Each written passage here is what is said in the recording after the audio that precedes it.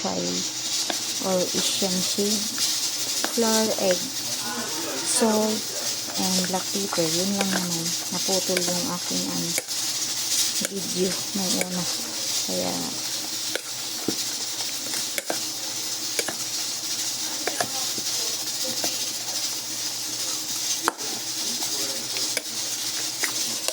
Asian shade.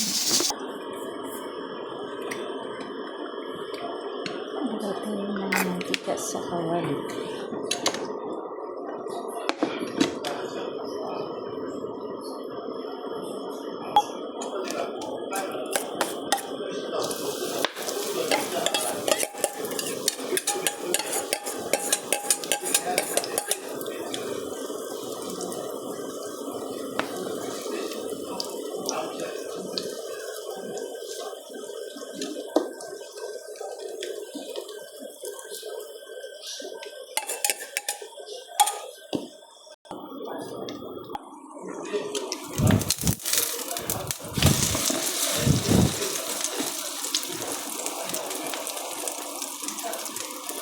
Lechon pancake.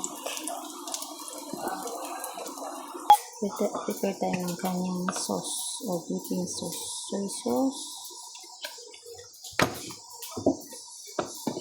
sesame oil, and yung sesame seeds.